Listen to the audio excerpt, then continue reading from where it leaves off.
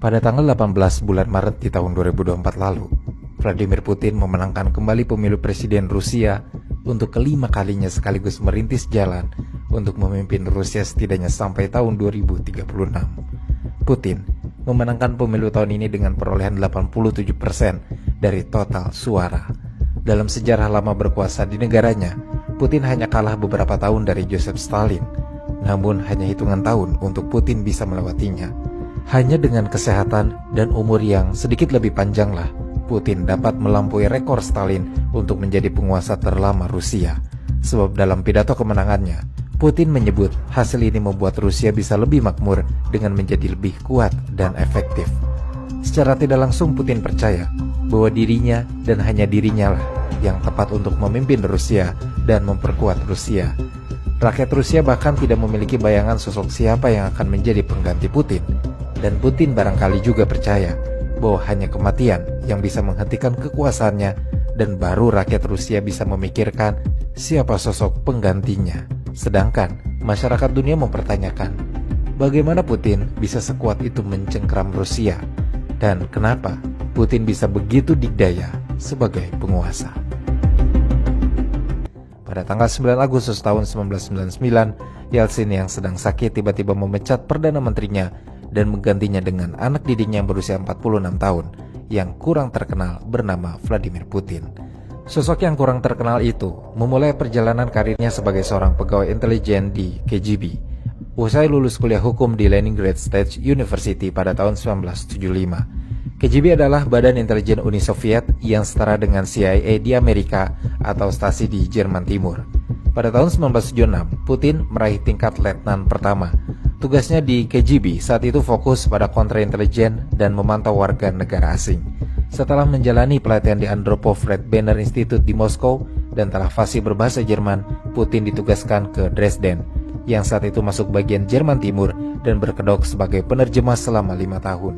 Di kota kelahirannya Leningrad, atau yang sekarang menjadi Saint Petersburg sebagai penasihat wali kota Saint Petersburg, Anatoly Sobchak dalam bidang hubungan internasional sampai tahun 1996. Di masa ini juga, Putin aktif di partai politik Arkhom Rusia buatan Perdana Menteri Viktor Karnomyrdin. Meski di Jerman Timur, Putin adalah bagian dari jaringan individu yang kehilangan peran lama mereka. Namun di Rusia yang baru, Putin berada di negara yang sejahtera secara pribadi dan politik. Sebab setelah itu, perjalanan politik Putin baru benar-benar dimulai. Karena pada tahun 1996, karir Putin meningkat. Dan Putin pun tidak ikut jatuh bersama Sobek dan terus menjalin jaringan bersama kalangan elit Rusia yang baru. Maka di tahun ini jugalah Putin berpindah ke ibu kota Rusia, Moskow. Di Moskow, Putin bekerja di Kremlin dan menempati beberapa posisi seperti Wakil Kepala Departemen Manajemen Properti Presiden hingga Maret 1997, Wakil Kepala Staf Kepresidenan hingga Mei 1998, dan pada tahun yang sama, di tahun 1998, Putin ditunjuk oleh Presiden Boris Yeltsin menjadi Direktur Federalnya Zhuzba Bezopasnoti Rezisko Federatsi atau VSB, Badan Intelijen Penerus KGB hingga Agustus tahun 1999. Pada tanggal 31 Desember, perilaku Yeltsin menjadi kian tidak menentu. Dan ketika malam tahun baru tahun 2000, Yeltsin secara mendadak mengumumkan pengunduran dirinya sebagai presiden. Sesuai dengan peraturan konstitusi Rusia tahun 1993, saat presiden mengundurkan diri, Perdana Menteri akan menggantikan posisi presiden dan menggelar pemilu presiden dalam waktu 3 bulan. Putin, sosok yang kurang terkenal yang saat itu tengah menjadi Perdana Menteri, otomatis naik menggantikan Yeltsin. Karena konstitusi memang mengharuskan seperti itu. Namun sebelum Yeltsin mengajukan pemunduran dirinya, jauh hari Putin telah mengatakan pada Yeltsin bahwa dirinya adalah kandidat yang luar biasa untuk menggantikan dirinya. Namun Putin mencuri perhatian publik bertepatan dengan meletusnya perang Chechnya. Putin menjadi sosok yang vokal menyalahkan kelompok Chechnya atas pengeboman gedung-gedung milik Rusia. Putin tampil lebih dari sekali di layar televisi dan menunjukkan sikap patriotiknya bahwa kepentingan Rusia berada di atas segalanya. Kemunculan Putin secara publik dengan membuat narasi pemberontakan Chechnya membuat sosoknya dinilai heroik dan seketika popularitasnya pun meroket. Apalagi Putin saat itu memang dipandang sebagai seorang liberal dan demokrat yang ingin melanjutkan reformasi pasar. Selain itu, Putin juga mendapat sokongan dari lingkaran oligarki Yeltsin. Salah satunya adalah Berezovsky. Atas dukungan kalangan oligarki inilah Putin mulus untuk menjadi pelaksana tugas presiden dan dalam statusnya sebagai presiden sementara. Putin pun mengadakan pemilihan presiden. Putin memang mengambil jalan berbeda dari penguasa sebelumnya.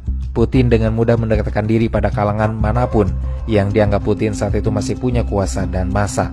Meski tidak pernah secara resmi bergabung dengan Unity Party, partai baru yang meraih posisi 2 dalam populer vote pemilu se-Rusia. Terlebih dengan posisinya yang tegas dan keras dalam masalah pemberontakan Chechnya, popularitas Putin semakin meningkat meninggalkan para pesaingnya. Kalangan oligarki dan para pendukung reformasi yang pernah menjadi keluarga politik Yeltsin tampak puas dengan sosok Putin yang datang dari antah berantah kelihatannya bisa dibentuk. Oleh karena itu pada pemilihan presiden tahun 2000, Putin maju untuk menjadi presiden Rusia.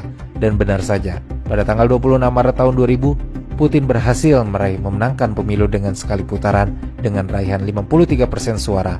Dan pada tanggal 7 Mei, Putin dilantik sebagai presiden terpilih Rusia.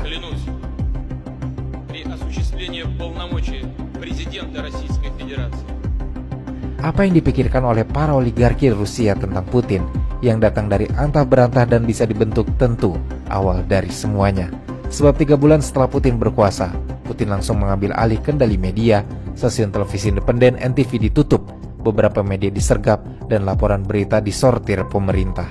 Hal ini menjadi momen yang mengejutkan kaum oligarki dan orang lama Kremlin. Namun dari momen inilah Putin menetapkan gayanya dalam berkuasa.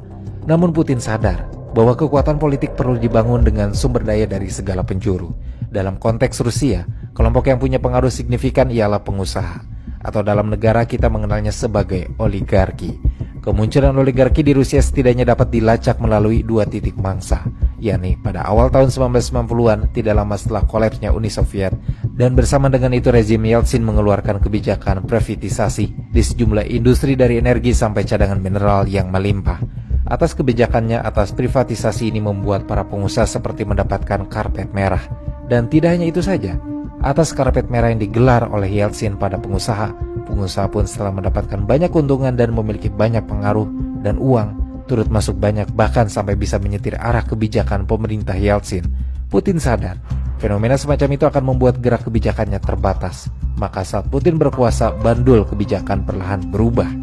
Meski Putin tetap menjalin koneksi dengan para oligarki selama masa pemerintahannya, namun Putin menegaskan beberapa hal kepada para oligarki.